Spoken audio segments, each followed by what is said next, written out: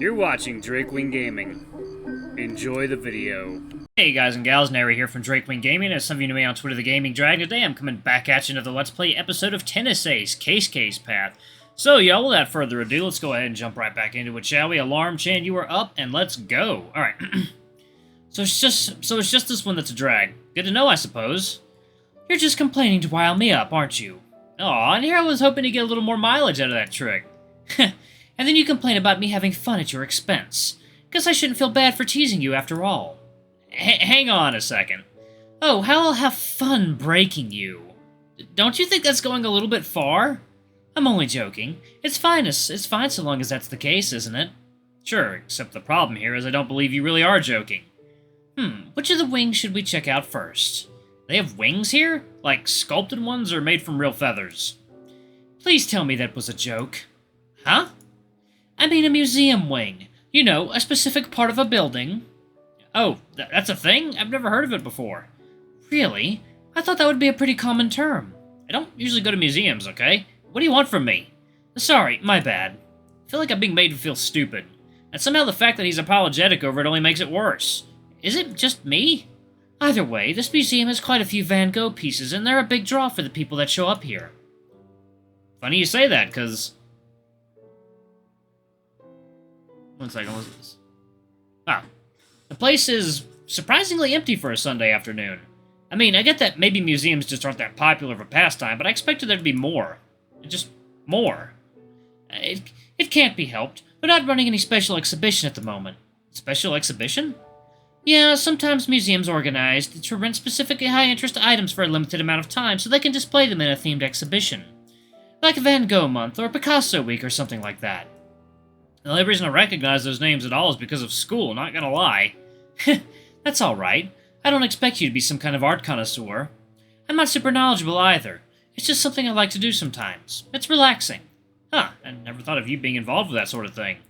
Really? Son of a rich, snobby family? Have you learned nothing about me so far? I guess that's a fair point. Actually, I'm pretty sure we had this exact conversation before when I told you guys I play violin. Yeah. Oh yeah, I think I remember something like that. Still, Keisuke keeps surprising me often with this kinds of information. I guess I'm dating someone very cultured and smart, huh? Don't know if I should feel intimidated or lucky by it. And by comparison, I'm the dumbass bumpkin that is constantly looking at him like a glass-eyed moron and needing apparently simple concepts explained to me. Wish I could say something like, at least I'm pretty, but even I'm too self-aware for that. Why don't we just take a spin around the place at random? We don't really need to have a set route to have fun, do we? Yes, that's true. So long as I get to spend time with you, I'm already going to be having fun anyway. That's so sappy, you're a flatterer. Maybe a little. Let's go this way then. I point down the path to the left, which as far as I can tell seems exactly the same as the one to the right. Just spacious halls with lots of paintings hanging from the walls, a few sculptures peppered around the room, and some bright orange lights hanging above us from the ceiling. Every single wall in here is of a pure white that almost hurt the eye staring at it. I suppose since the point here is to pay attention to the art, they tried to make the environment as clean and bland as possible. White walls on white walls on hardwood floors. It's certainly pretty, but also a tiny little bit boring. And then again, I'm totally out of my element here, so I probably won't find anything terribly exciting about this place. But if Keisuke is having fun, then I can make myself enjoy it as well.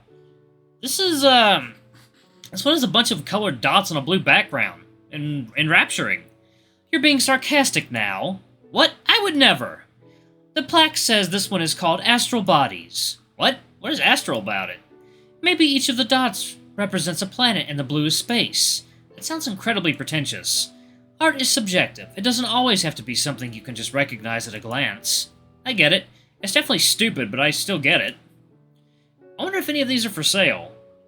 This is an art museum, not a gallery. One second, y'all. Let me take a sip. Oh yeah, that's the stuff. What's the difference? Museums don't sell their stuff while the whole point of galleries is to sell art. Really? That sounds way too simple to be true. So, are these all from famous artists? Depends on your definition of famous. Not every artist showcase here will be put in history books, but they've all achieved some level of fame. Although it's the kind of fame where the only people who know about them are the artists and connoisseurs of art. You're telling me painters don't have hordes of paparazzi running them down the street like giant celebrities? I'm odd. Shut up. Okay, Mr. Art Expert, what is this one supposed to be? I point at another painting that, at least to my untrained eye, seems like a gray blob on a white canvas. The name on the placard says Colorless Palette. I don't know. Ugly? Oh wow, that's definitely not the kind of answer I was expecting from you of all people. I did say I wasn't an art expert after all. You're just trying to make fun of me because I had an out-of-box interpretation to the last one. Am I? I guess I didn't notice. How about this one? Are you going to ask me that every single painting? Of course not, don't be ridiculous. Just gonna do it enough times so it stops being fun. Keisuke playfully punches my shoulder, chuckling and shaking his head sideways with a grin. You're an idiot. You say that like it's a bad thing. From where I stand, all it means is that you fell for an idiot. I guess I did, didn't I? Oh hey, this sculpture is new. The hare walks away from me, half hopping towards the tall helicoidal sculpture surrounded by a glass box. Is that brushed aluminum? Seems like it, yeah. The name is Steps to Success. I suppose these do resemble stairs a little bit. Man, who's naming these? It's a recent piece, too. 2011. That's only 5 years ago. Does it still count in December 2011? That's more like 4 years and 6 months ago. December 2011 is still 2011. Besides, didn't think you'd be such a stickler for an accurate timeline. I don't know, just feels like a museum is exactly the kind of place where you'd want to be accurate, no? Like, what if a tour guide was just going around? The Meiji Restoration? It was sometime during the 1700s. First of all, this is an art museum, not a history museum. Second of all, the Meiji Restoration was in 1868, so you even got the century wrong. Well, excuse me, Professor. Not all of us know useless dates off the top of our head. Besides, I was just trying to make a point. No, not knowing the date for the Meiji Restoration is a little bit... So, what, you just know the dates for all the important events in Japanese theory off the top of your head? Not all of them. You need more hobbies. Right, anyway, let's look at more pieces, shall we? Smooth. Keisuke bounds away from me. Oh, one second, I got some hair in my eye! Get the hair out of my eye! Keisuke bounds away from me, pointing nervously at another nearby sculpture in an attempt to distract me from the pretty shapes and colors. Unfortunately for him, I do have a better attention span than a gnat. By the way, is there a cafeteria in here or something? Not really. If you're hungry, we can go outside. There's a food cart right in front of the museum. Nah, it's alright. Don't want to have to go through security more than once. It was already annoying enough the first time. It wasn't that bad. I just don't like those huge metal detector machines, okay? They make me very uneasy. How come? I just have this big fear that it'll go off even if I make sure to take it off, even if I make sure to take off all metal objects, and that'll end up being tackled to the ground. You're either watching way too many movies or have really fertile imagination. Either way, I don't like. I'd rather not go through it again. We can eat later. I only really planned for us to go to a restaurant after getting some stuff done first. Not exactly dinner, but we realistically wouldn't eat until 4. Oh, really? I mean, I can push plans back a little bit and have lunch together after we get out of here instead. Would that get in the way of anything you planned for after? Like, is anything time-sensitive? A little. A little? I don't want to give away what it was, but I had planned for us to go watch something that starts at 2 p.m. Oh, what? We only have an hour and a half for that. Depending on how far it is, we'll barely even have time to get there. I did plan out the commute. It should only take us around 30 minutes to get there. I'm sensing a but here. Well, we do need to get to a train again. Of course we do. And going by car would probably take us twice as long too. So unless we want to leave the museum just half an hour after getting here, the time won't even work. Yeah, no, let's just stick to the plans you already made. It's fine to skip lunch once in a while.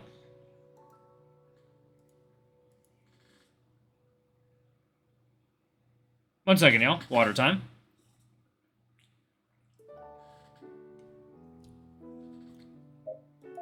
Alright. Sorry, I should have just asked if it would be fine with that instead of just assuming. Nah, don't worry. Won't be the first time I skip lunch. I just wasn't expecting it. I'm sure we'll have fun regardless, so don't worry so much about it. Still, date has barely started and I already messed up on a bunch of things. I wanted our first date to be perfect. There's no such thing as a perfect date, you goof. Especially when it comes to a first one. You're only a person. I can't expect you to never make mistakes. Boy, I wish you could teach my family to think like that. It'd be really helpful. I'll bet. In fact, they've been getting on my case even more lately. Oh goody. Did we reach the family bashing portion of our romantic date already?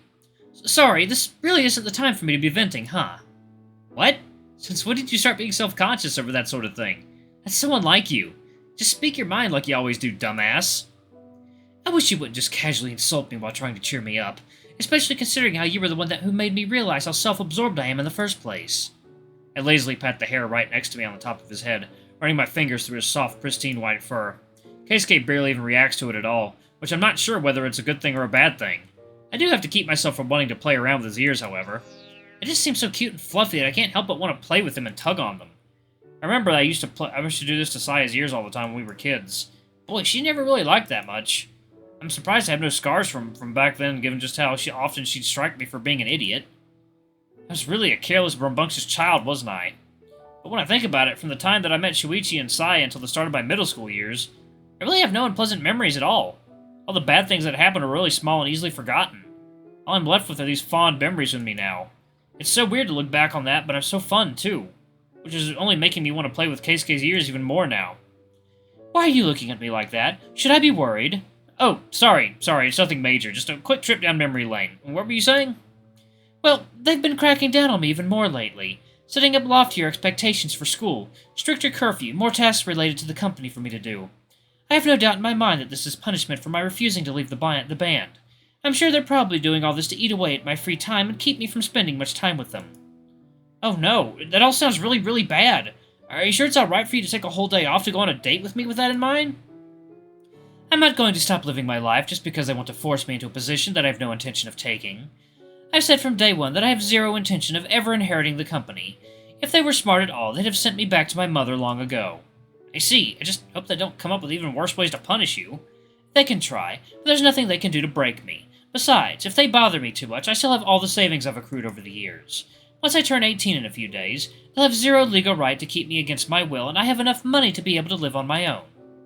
Isn't that basically cheating the money? Isn't that basically cheating when the money came from them in the first place? It's not my problem. Father gives me ridiculously high allowance and never checks if I even spend it. I have enough saved up to live comfortably for the rest of my life by now. While I already know that to be true, I still find the whole thing ridiculous. To this day, I still hope that what he said about having enough to buy an island was a joke. I just don't want to live in a world where a 17-year-old can have that much money. 1 second, y'all. Water time. Delicious sparkling water. Alright. Why are you frowning at me like that? It's nothing, don't worry so much about it. Still, you should probably be careful. You can never know what else they might try to do to keep you on a leash. Bring it, I say. I absolutely refuse to let them control me. You complained about my face not 30 seconds ago, but now you're the one looking super scary. Just be careful, alright? Don't go poking the hornet's nest for no reason. I'm not stupid. I won't take risks I don't need to take, and I'll make sure to minimize the ones that I do first. You say that, but I also know your temper can get the best of you sometimes. I'll be fine, really. I just needed to vent a little bit. Of course, you can vent to me whenever you need. I might end up taking advantage of that. That's fine, that's what I'm here for. Keisuke smiles, brushing his hand against mine and squeezing it for just a second before letting go again. Alright, time to go check out the other wing. That one has the older paintings from artists like Van Gogh. Man, you've mentioned his name a ton of times already. You must really like the dude, huh? His is just the more recognizable name that I know. Sometime later, we enjoy ourselves leisurely walking through the museum and chatting about the different pieces displayed around the place. The place seems much larger from the inside than it had seemed from the outside, to the point that I was a little shocked. We had to rush for the past 10 minutes to try and see as much of it as we could before leaving since Keisuke didn't want to risk running late to whatever it was he had planned. Are you still going to refuse telling me what it is? You'll find out when we get there. You tease. You've seen nothing yet. That idea sends a shiver all the way down my spine. The last thing I need is to become a hare's plaything, or a rich boy's plaything. Watch him have some kind of weird hidden sex dungeon in his house. I have a really overactive imagination. Once again, I get to enjoy the riveting feeling of being squished into a space that is clearly too tight to logically fit me inside. People pushing and shoving against each other trying to go in or out of the train at this busy time of day. Honestly, public transport in Saitama is already kind of a nightmare with how packed it gets at the best of times. This is one of those situations where I actually would have been really happy to be dating someone with a car that could drive us around. Although I don't dare say anything out loud since I don't want to risk seeming like I'm taking advantage. And ultimately, I'm already used to this kind of thing anyway, so it's at most just a minor inconvenience. Keisuke, on the other hand, seems to be majorly uncomfortable right next to me. I can tell he doesn't know what to do every time the train shakes or someone pushes against him. He nearly gets flung to the sides. He hasn't gotten used to tensing his muscles and locking himself firmly in place right before something happens. Once you get used to riding a train or a bus, it gets very predictable when you'll need to hold on to just a little more firmly so it becomes second nature at some point. All this is managing to accomplish is getting me to question how someone can be reaching adulthood in such a big city and still have no clue how to even behave inside of a train. I'm really going to have to whip this sheltered hair into shape during the course of our relationship, aren't I? Finally managing to step out of the train in our destiny station, we both sigh in relief at the reclaiming of our personal space. Keisuke pulls up his phone and loads an app to tell him the way to our destination. We walk for a few minutes, following the GPS arrow until we come across this somewhat large-looking place. Oh, jeez. I was starting to think we'd gotten lost. I'd be a little late to ask this, but I'm guessing you've never been here before. Sorry, no. I just saw that we're having an event today, and I thought it would be a good opportunity. An opportunity? I look up at the name of the store and see that it's some kind of event place. For some reason, the sign is super vague about what they actually do in here. Inside, it just says Shiroka Live, and then talks about serving yakisoba and takoyaki? The hell kind of place is this? Is this where we're having dinner? At 2 p.m.? Hardly. Then what is this place? Why don't we head inside and you'll see? The two of us head inside, seeing a dimly lit lobby with a wooden counter right at the front. If this place is credit, the inside of it is pretty clean and the decor is pretty nice. I see leather jackets, old vinyl discs, placards, and some music memorabilia hanging from the walls. The woman standing by the entrance quickly asks us if we're here for the show, and once Keisuke nods, asks him if he already has a ticket. He shows her the screen of his phone, which shows what seems to be 2 QR codes. She scans them before cheerfully pointing the way down to us. We head down the corridor she pointed out, and down the stairs into near complete and total darkness. We enter into some kind of underground room that is just as dark as the stairs that led into it. A few red lights shine at the other side of it, illuminating the place just enough to make out the shape of what seems to be a stage. The room seems to be quite spacious, easily big enough to fit at least 100 people inside, which of course only makes it even more noticeable how empty the place is overall. There are maybe about 30 people in here, all their shapes way too dark to make out. There's a strong scent in the air of dust and alcohol wipes. The place is obviously well kept, with a black and white checkerboard tile floor. I still have no idea what exactly that's supposed to be, though. Alright, y'all, I'm going to go ahead and pause it right there. Thank you all so much for watching. Don't forget to like, comment, subscribe, ring that notification bell. Leave a super thanks or tip if you can. It always helps. Until the next video, I love you all. I'll see you next time. Bye-bye!